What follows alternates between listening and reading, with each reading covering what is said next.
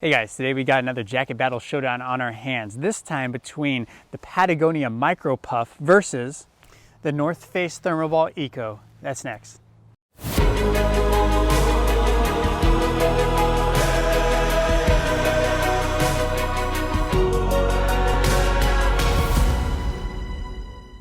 Welcome to Backcountry Renegade. I'm Jeff. Today we are looking at two popular jackets, one by the North Face and one by Patagonia. Now, I tend to be a little bit more in favorable of North Face material. A lot of my older gear is North Face. A lot of my mountaineering layers and stuff is from the North Face. How will it compare against the Patagonia Micro Puff, which is one of my favorite synthetic insulation? Now, today we are looking at the Thermoball Eco versus the Micro Puff. Now, both these jackets are of synthetic insulation. Now, these synthetic insulations are both Patagonia's attempt and North Face's unique attempt in order to replicate and mimic the qualities of down. Now, this is important because if you have synthetic insulation, it's able to retain its warmth and loft when it is wet. Yet you want something that is compressible and lightweight. Therefore, you want it to mimic the qualities of down, and you can compress it. Both these jackets are able to achieve that to an extent. But which one is the better buy for you? That's next. The North Face Thermoball Eco is North Face's third generation of the Thermoball. It is used to be made as an all-round type jacket, very similar to what you would see in the Nano Puff. It's by using synthetic insulation. It is a lightweight insulated jacket that can be used around town or even as a mid-layer in many outdoor activities. It comes in multiple sizes and colors. This one here kind of has that retro 90s look, which I like, the yellow and the black here. And so multiple sizes and colors. You can also get it like this one without the hood, or you can also get a hooded version for a little bit more. Now, the Eco version in the name for Thermoball means that it's eco-conscious insulation, which is made from post-consumer recycled content. So it's really trying to give back into the environment, since it is a company that makes its name on the environment. Very similar to Patagonia and what we also see with Arc'teryx. So good that North Face is getting in that as well.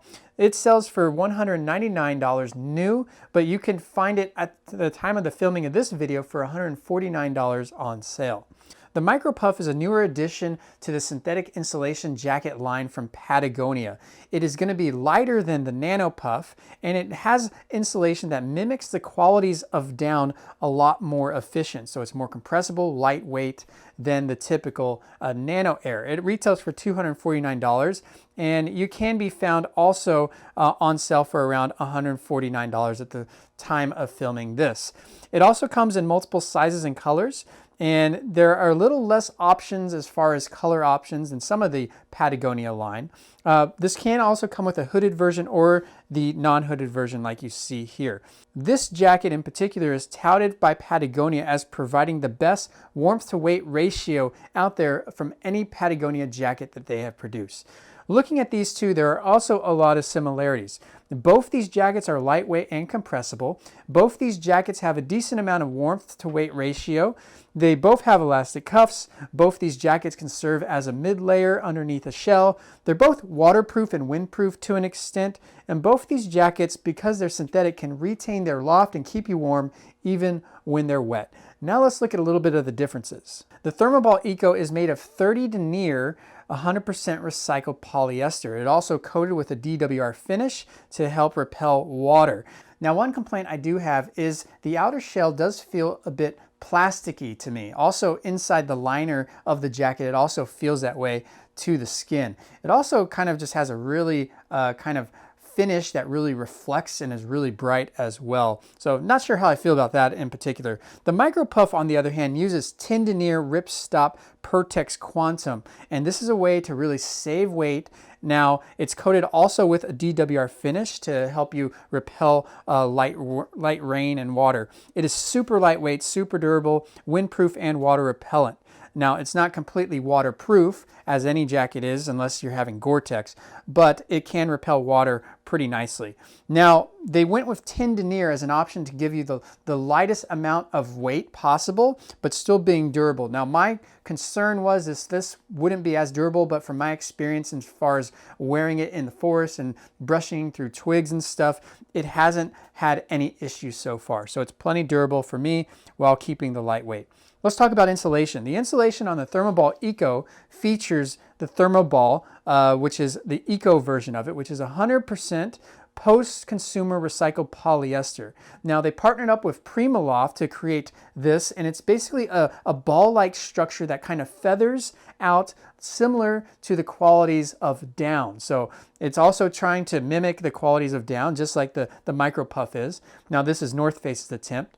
Now, North Face says the Thermoball insulation is equivalent to about 600 fill down. So just something to keep in mind there, which means the lower the fill, the more down it's going to take to warm up. The Micro Puff, on the other hand, uses 65 grams of Plumafil synthetic insulation. The Plumafil is the Patagonia's new version of their insulation to really help mimic and replicate the structure of down. It provides very similar warmth to weight ratio when you compare it to down. Now, the insulation is more like a hair-like strands that maintains its loft even when wet. Now, one of the bad things that I did notice about it from wearing this jacket for over a year has been every now and then there might be little hair-like strands that are at the seams there. You don't want to pull that. You actually want to cut it. That's actually the insulation. So sometimes that happens at some of the seams, which is understandable when you have a jacket for a while.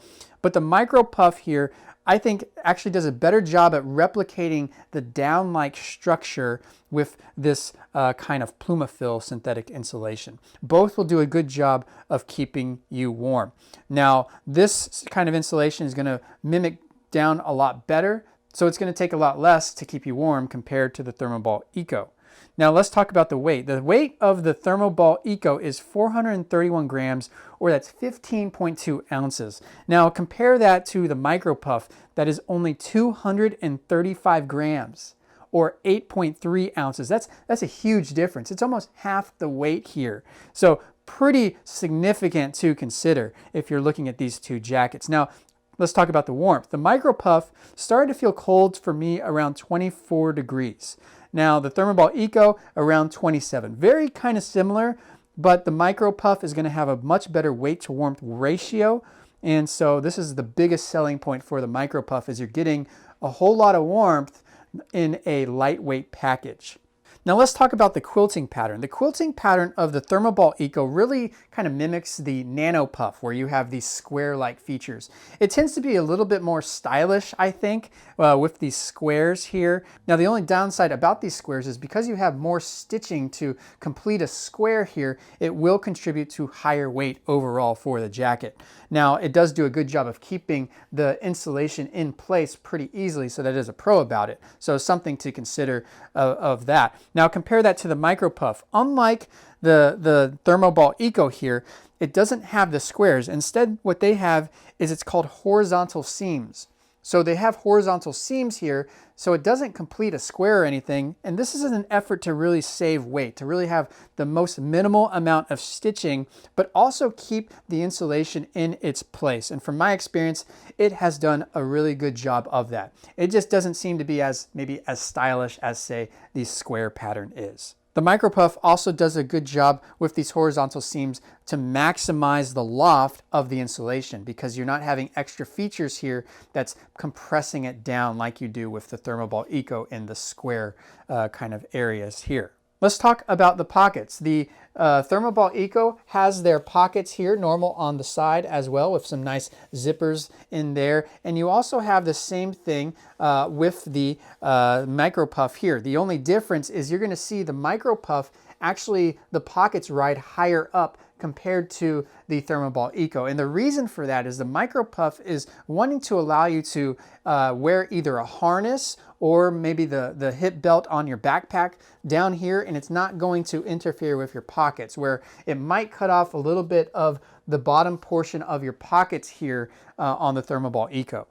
Now let's talk about inside pockets. The Thermoball Eco here actually has one inside pocket, and it's right here in the chest, and it has a nice zipper that you can use to put maybe things like keys or a cell phone in. So that's a nice little feature there. Now compare that with the Micro Puff. The Micro Puff in particular doesn't have any zippered pockets as an effort to save weight. Instead, they have these two large stow pockets, and these are large enough you can stow some goggles or some big gloves or things like that. I really like that, and they do have this elastic, another thing to really save weight. So there's less zippers, the less weight you're going to have. And so this is very thin material, but sufficient to really hold your things when you need it. So has a lot more storage inside the jacket than you do with the Thermoball, and it also does a good job of saving the weight. Now let's talk about the hem draw cord. The hem draw cord you can see here through the kind of insulation on the bottom here, it goes through there. Now you have access to one of those right here on the bottom of the jacket where you can pull it and tighten it to prevent any lofts. Now where the Micro Puff actually decided to save weight is down there. Instead of using any kind of hem cord, they actually just use elastic. And the elastic, I thought, did a sufficient job to really keep the cold out from the jacket and keep the warmth in. And so it was plenty, and I saw that as a really good, reasonable way to try and save weight by not having the hem cord in there. Now let's talk about the fit. The fit for the Micro Puff actually was a lot better for me. Now, while it's still a trim fit, it still fit me a lot better and a little bit looser, even allowed me to layer if I chose to, but it was able to allow me to move a whole lot better. So if I was reaching for holds, lifting up my arms, it wasn't restricting me in any way. Now the Thermoball, on the other hand, felt a bit tight in the shoulders and where the arms are as well. And so I felt that it was tight there and a bit restrictive. So when it comes down to fit, I definitely preferred the Micro Puff here. Let's talk about the cuffs. Now the cuffs here both have elastic cuffs. Now you can see with the Thermoball Eco, you have elastic here, and the elastic tends to be a little bit more on the inside than the outside here, but it is nice and stretchy. Compare that to the Micro Puff here. It does have sufficient elastic as well, and it's more on the outside. Now both these do a good job to allow the sleeve to expand over a glove while also compressing it to where it doesn't allow any cold air to come in, and it keeps the warm air locked in. So both have sufficient cuffs there. Now let's talk about the zippers. Both these zippers are pretty normal here. They both go up and they lock when you are using it as well. You do have a little bit thicker of a zipper, as you see with the Thermoball Eco here, and so that can be something that does contribute to a little bit more on the weight. Let's talk about compression. Now, the compression for the Micro Puff, because it is a lot lighter weight, is going to be better with the Micro Puff. Now, how you would do this is on the left side pocket, the jacket compresses into itself. And so you can compress it into itself like so. And once you have it in there, you have also another loop on the outside or inside of the jacket where you can just zip up the jacket really nicely like so. It has also a little loop here if you want to hold it on a carabiner, and so that's what the Micro Puff can compress into. Let's compare that with the Thermoball Eco. Now the Thermoball Eco will actually compress into the left side pocket as well, and how you can tell is it has this little thing here that says stow, and it also has a double zipper here. So you can just compress it all in there like so. All right, so this is what the difference looks like here in size when they're all compressed. As you can see, the Micro Puff is a whole lot smaller. Also, one thing, North Face did not include a little line here that you can pull. So it does make it a little harder to zip up here when you don't have that, but just something to keep in mind. I'm not gonna zip it up all the way just because we're gonna take it back out. But anyways, it would be nice if they also had, like the Micro Puff, this little cord here to help you open it up. So who won the jacket battle for me? Well, for me personally, I have to give it to the Patagonia Micro Puff over the Thermoball Eco, and really it's because the pros outweigh the cons. Now, if you're going to try and mimic the qualities of down, the Patagonia Micro Puff does a much better job, in my opinion, at doing that. First, it is a lot lighter than the Thermoball Eco. Now, the down is known for being lightweight, and the Micro Puff is almost half the weight of the Thermoball Eco. And just wearing it, you can really feel the difference between the two. Another thing is it's more compressible than the Thermoball Eco, so it's easier to store in a bag when you don't need it. And so that's another good characteristic of it. And another thing is they both do a good job of being able to still be warm when you are getting them wet. Now, ideally, you're not getting these jackets wet, but the Micro Puff will be able to withstand warmth, but it does so at a lot lesser weight cost. Another pro about the Micro Puff is it really features the lightweightness by getting rid of some features you may not really need, or you can get by with by getting something a little bit more suitable. For instance, you don't have those little drawstrings on here, you have the elastic. And for me personally, this is perfect. I don't need drawstrings, that just adds to the weight.